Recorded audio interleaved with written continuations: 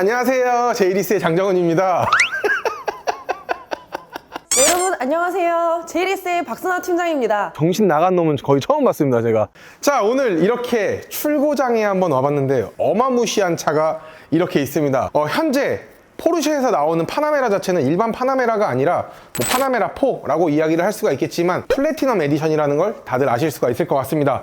참고로 이 차량 같은 경우에는 23년식이기 때문에 가격 많이 올랐습니다. 장난 아니야. 기존에는 파나메라 4를 이제 기본 차량 가격에 옵션을 수두룩히 많이 넣었었어야 되지만 이 플래티넘 에디션 같은 경우에는 어느 정도의 옵션은 다 들어가 있다. 그래서 추가할 게 많이 없다 라고 봐주시면 되지 않을까 생각을 하고 있습니다. 기본 차량가 같은 경우에는 많이 올랐습니다. 1억 6,680만 원의 차량가를 가지고 있고요. 그리고 옵션을 어느 정도 넣었습니다. 그렇기 때문에 풀옵션이다 라고 이야기를 드릴 수가 있을 것 같고요. 좋네. 와, 좋아, 진짜로. 현재 오늘의 차량 같은 경우에는 1억 7,940만 원의 차량 가격을 형성을 하고 있는 차량이다 라는 말씀을 드릴 수가 있을 것 같습니다. 기본형이 들어가 있기 때문에 이 4점식 헤드라이트는 정확하게 들어가 있다고 봐주시면 될 것 같습니다.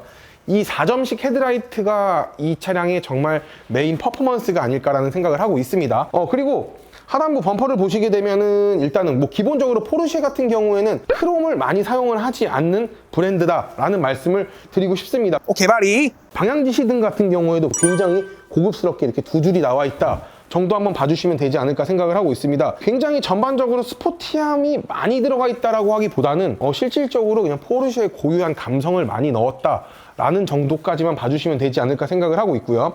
이 본넷에 굴곡들을 많이 넣어줌으로써 그 캐릭터 라인이라고 이야기를 하죠. 캐릭터 라인을 많이 넣어줌으로써 차량에 조금 더 스포티한 면모 그리고 뭐 중후함을 조금 더 많이 극대화시키기는 하는데 이 차량 같은 경우에는 차 범퍼와 본넷이 굉장히 멀다라는 게 느껴지실 겁니다. 아마 이렇게 느껴짐에도 불구하고 굉장히 신기한 점들이 있어요. 본넷에는 캐릭터 라인이 두 줄밖에 없습니다. 근데 굴곡을 굉장히 많이 줬어요. 이 두 줄 라인에 굉장히 많이 주었고 전면을 딱 봤을 때 약간 개구리 같잖아요. 약간 포르쉐 같은 경우. 근데 자세히 이렇게 보니까 굴곡들을 일반 차량들과 독일 3사랑은 아예 다르게 본넷에는 딱 캐릭터 라인 두 줄 그리고 사이드랑 전면에 굴곡을 줌으로써 이래서 포르쉐구나 라는 생각이 들게 하는 그런 차량임은 분명한 것 같다는 말씀을 드리면서 측면으로 바로 넘어가 보도록 하겠습니다. 자, 이렇게 측면을 한번 와봤는데요.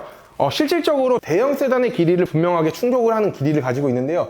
5m가 넘어가는 5050mm의 규격을 가지고 있다라고 봐주시면 될 것 같습니다. 대단하죠, 진짜. 21인치 이 블랙 크롬 휠이 들어가죠. RS 스파이더 휠인데 이 휠 같은 경우에는 21인치의 휠이다 라고 참고를 한번 해봐주시면 좋을 것 같고요. 이 휠이 추가가 되면서 차량 금액은 80만 원이 상승이 된다 라고 봐주시면 될 것 같습니다. 캘리퍼 같은 경우에는 무광 그레이 톤의 캘리퍼가 삽입이 되어 있다 라고 한번 봐주시면 될 것 같고요. 앞부분은 모르겠지만 뒷부분을 보게 되면 약간 오버핸더 형식으로 살짝 나와 있는 게 역시 스포츠 세단의 매력을 한껏 뽐낸다 라고 봐주시면 되지 않을까 생각을 하고 있습니다. 일단은 뭐 고스도, 압축도 이런 것들은 기본적으로 들어가 있고요. 현재 보시는 차량 컬러 같은 경우에는 가장 인기가 너무나도 좋은 젯 블랙 메탈릭의 보르도 레드 시트입니다. 가장 인기가 좋고 화려하다 라고 봐주실 수가 있을 것 같은데요. 이건 인정해줘야 돼. 이 옵션만 하더라도 620만 원의 옵션이 붙는다라는 점 참고 한번 부탁드리겠습니다. 자, 후면부 가보시죠. 이렇게 한번 후면을 한번 와봤는데요. 이게 포르쉐입니다. 멋있다. 맛있다. 이 테일램프가 쭉 이어지는 게 굉장히 아름답고 멋스럽고 이런 디자인 자체를 소화를 해낼 수 있는 차량들이 많지 않습니다. 국내 차량들도 요즘 이거 많이 따라하긴 합니다. 다들 알고 계실 거예요.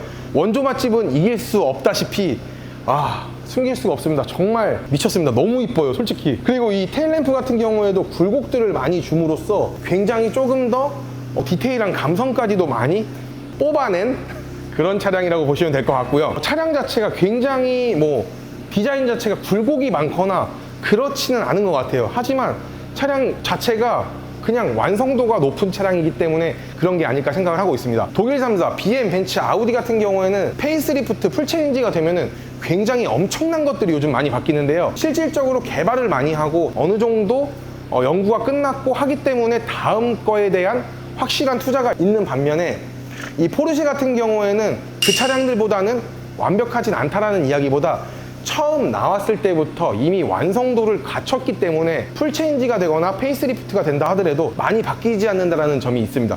그만큼 처음 나올 때 정말 완성도가 높은 차량이다 라고 봐주시면 될 것 같습니다. 밋밋한 디자인은 있지만 하단을 보시게 되면 굉장히 사납다 라고 말씀을 드릴 수가 있을 것 같은데요. 고성능에 들어가는 디퓨저가 들어가 있지는 않지만 머플러 자체가 쿼드 머플러 4발이 들어가 있기 때문에 그냥 디퓨저는 보이지 않고 그냥 머플러만 보인다 라는 말씀을 드리고 싶습니다. 아무리 반도체 이슈가 있다 한다 하더라도 당연히 전동 트렁크는 기본적으로 들어가겠죠. 일단 트렁크 규격을 한번 보시게 되면은 제가 기존에 GT43을 탔었죠. 벤츠에 GT43을 탔었는데 거의 그 트렁크 규격과 거의 비슷하다라고 봐주시면 될 것 같고, 양쪽 사이드로 이렇게 그물망이 있고요. 이쪽에는 보시게 되면은 시가재까지 있다 보니까 뭐 유용하게 사용을 하시면은 되지 않을까 생각을 하고 있습니다. 근데 좀 안타깝게도 뒷좌석을 폴딩하는 버튼이나 이런 것들은 존재하지 않고요. 그리고 히든 스테이지 공간을 보면은 아예 없다고 보시는 게 맞지 않을까 생각을 하고 있습니다. 이제 시트를 한번 볼 텐데요. 이제 실내를 한번 들어가서 실내를 볼 텐데 트렁크에도 만약에 레드가 들어가 있다라고 하면은 조금 투머치하고 조금 이쁘지 않을 것 같은데, 트렁크는 아무래도 뭐 신발을 넣는다거나 약간 지저분한 거를 넣는 것들이 좀 있기 때문에 아무래도 이렇게 블랙 컬러로 뽑아준 게 확실히 잘했다라고 생각을 하고 있고요. 실내 바로 들어가서 영상 찍어보도록 하겠습니다. 자, 보르도 레드 지금부터 공개 한번 해보도록 하겠습니다. 정말 가장 아름다운 레드 시트다 라는 이야기가 맞을 듯 합니다. 아시죠? 아시잖아요? 이 시트가 620만 원의 옵션이 붙습니다. 그리고 좀 다소 아쉬운 것들은 이 메모리 시트나 이런 것들이 좀 플라스틱이라는 점들은 좀 정말 다소 아쉬운 게 아니라 많이 아쉽기는 합니다. 이 말이 되는 거야 이게? 그리고 플래티넘 에디션 일반 파나메라 4에는 스피커도 옵션으로 넣었어야 되는데 보스 사운드 시스템은 기본적으로 플래티넘 에디션에는 들어가 있다라고 봐주시면 될 것 같습니다. 안타깝게도 지금 전차종 라인 자체가 전동 핸들은 빠져나오기 때문에 수동 핸들이 나오고 있고요. 그리고 한번 살펴보시게 되면 좀 다소 아쉬운 점들이라고 이야기를 할 수 있을 겁니다. 어떤 점들이냐면은 왜 카본 핸들로 왜 안 넣었어? 라고 이야기를 하실 수가 있을 것 같은데, 카본 핸들을 넣게 되면은 단점이 생깁니다. 어댑티브 크루즈 컨트롤을 넣을 수가 없어요. 그렇기 때문에 요즘은 카본 핸들보다는 일반 핸들을 넣어주고 그 다음에 어댑티브 크루즈 컨트롤을 넣는 게 요즘 추세다. 아시겠죠? 라고 말씀을 드리고 싶습니다. 그리고 크로노 계기판 되어 있고요. 그리고 드라이빙 모드를 조작할 수 있는 이 포르쉐의 고유의 상징이라고 이야기를 하죠. 이제 요거를 돌리게 되면은 앞에 보시게 되면 스포츠 플러스, 스포츠 이런 식으로 나온다라고 봐주시면 될 것 같고요. 포르쉐는 기본적으로 앰비언트 라이트의 구조가 굉장히 뭐 없다라고 봐도 뭐 과언이 아닐 정도로 거의 없습니다. 요 기어봉 패널 쪽을 보시게 되면 이쪽으로 이제 옵션들을 다 설정을 하시는 건데, 뭐 통풍 시트, 뭐 열선 시트가 있고요. 약간 터치는 약간 셉틱 반응이 약간 있는 터치 반응이다 라고 봐주시면 될 것 같습니다. 아우디랑 거의 똑같다고 봐주시면 될 것 같아요. 그리고 뭐 이 계기판으로 뭐 나머지 옵션을 조정을 할 수가 있고, 일단 뭐 실질적으로 뭐 온도나 이런 것들 공조 장치는 뭐 이쪽에 있다라고 봐주시면 될 것 같고, 전자식 기어봉이기 때문에 이 앞에 버튼을 누르고 뒤로 와야지 전진, 누르고 뒤로 가야지 후진이고요. 뭐 기본적으로 어라운드 뷰의 옵션은 있기 때문에 이렇게 다 되어 있다 봐주시면 될 것 같고, 파킹은 이 버튼을 누르셔야 됩니다. 이렇게. 그리고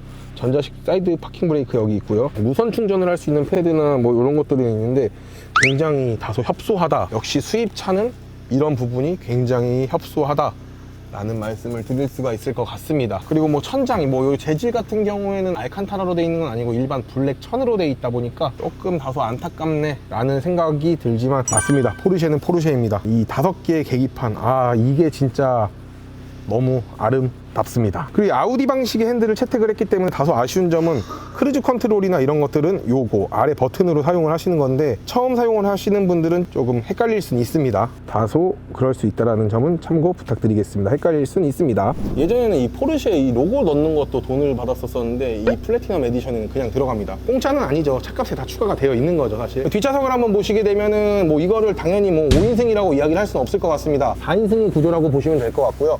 4인승 구조에서도 굉장히 뒷좌석이 배려받는 느낌이 많이 받는다 라는 말씀을 드릴 수가 있을 것 같습니다. 독립적으로 에어컨을 조절할 수 있는 버튼들이 있고, 호전 에어컨이 이렇게 되어 있습니다.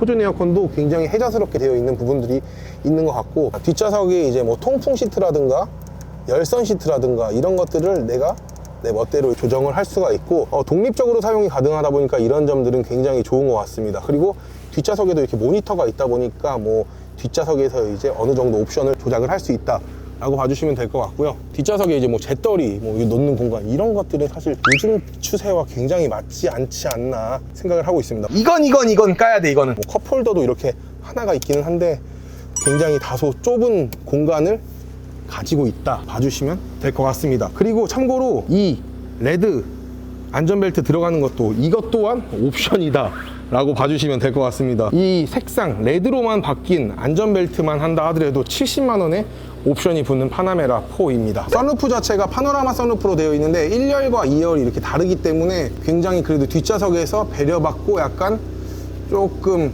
우대받는 그런 느낌이 많이 들지 않을까 생각을 하고 있습니다. 자, 오늘 이렇게 파나메라, 포르쉐 중에 가장 혁신적인 세단이죠. 포르쉐 파나메라 4 플래티넘 에디션에 대해서 이렇게 한번 리뷰를 한번 해보았는데요. 출고까지 잘 해서 좋은 영상 남겨보도록 하겠습니다.